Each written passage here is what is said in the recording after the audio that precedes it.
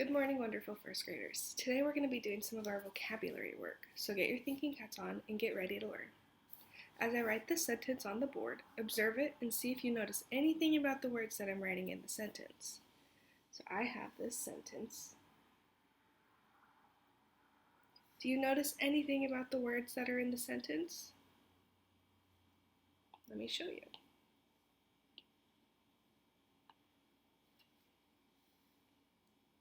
There are two words of left. But do they both mean the same thing in the sentence? I left my phone and I left it on the left side of the table. They don't mean the same thing, but they're the same word. Can anybody tell me what the first left means? Right, it means that it was there. You didn't move it and you left it there.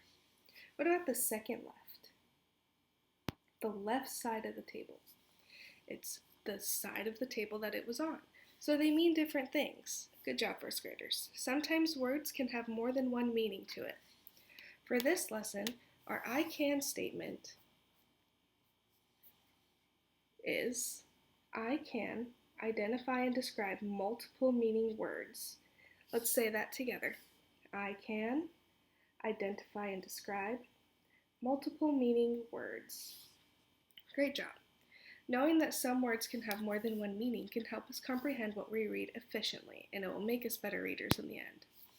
So everyone come gather around the carpet so that we can start our vocabulary work. On this piece of paper, I have 3 sentences written. The first sentence is, I will check how much the check is for. The second one is, the dogs bark at the cat running up the tree bark. The third sentence is, the fly was tired and could not fly home. Do we notice that there's 2 different meanings but the same word in each of the sentences that I wrote? The first sentence has check and check, but they mean different things. The second sentence is bark and bark, but they mean different things. And the third sentence has fly and fly, and they both mean different things. So, the first one, the check is how much the money is, but you're going to check to see how much it is, so you're going to see what is on the bill. In the second sentence, the first bark is the noise that the dog makes, and the second bark is the skin on a tree. And in this third sentence, the fly is the bug that was flying around, and flying is how it gets home, like an airplane. So now that you have seen some examples of multiple meaning words, you're going to be using them in your own work. I'm going to tell a story using some of these words, and I want you to listen for them and notice the multiple meaning words that I use in the story. There once was a boy named Ryan, and he was going to lunch at school. He was so excited because he was so hungry. He made sure he had his glasses on so he could see, and found a spot at the lunch table. In his lunchbox, Ryan pulled out a bag of chips and a sandwich. He also has 2 glasses of milk with his lunch. He ate his lunch and headed out to recess to play with his friends. Ryan and his friends were climbing up a tree until Ryan notices little chips in the tree. He thought this was interesting and asked his teacher about it later. Now, can anybody tell me what multiple meaning words that they noticed I used in my story? Right, I used chips and glasses in my story and used different meanings for them each time I used them. The first chips was the food that he was eating, and the next chip was little pieces that were out of the tree.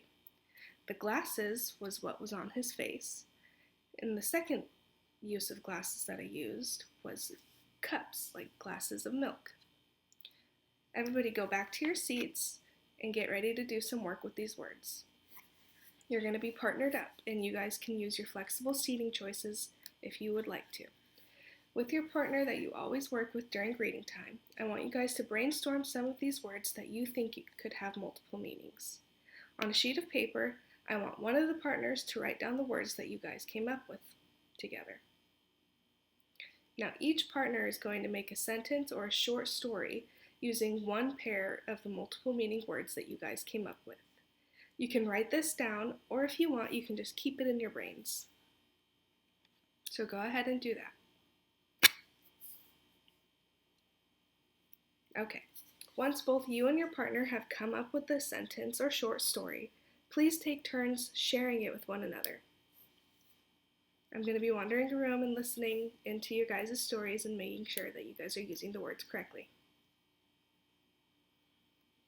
Great job, first graders. Sometimes coming up with more than one meaning of a word can be really difficult, but you guys have done a great job at this. Now that you have had some practice using these words with your partners, you're going to be doing it on your own. And you guys can do this. We've been working on it all day. I'm going to hand out a piece of story writing paper.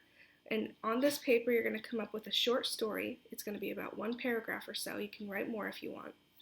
That uses at least one pair of these multiple meaning words. Now, you can use more than one pair if you'd like to. But make sure you're using more than one meaning of each word that you choose. And then, underneath your story, you're going to draw a little picture of your story that gets some of your thoughts across to represent the short story that you wrote. Try to make it to where it represents the multiple meaning words that you used in your story. Once you have finished your stories, get back with your partner and share your stories to them. Point out what multiple meaning words you decided to use and explain your pictures to them too. I will be wandering around the room if you need any help. And if you need any help coming up with some multiple meaning words, I also have a handout with words that you can use with pictures. So go ahead and do that. You can use your flexible seating options if you would like to. You all did such a wonderful job on using these multiple meaning words today in our lesson.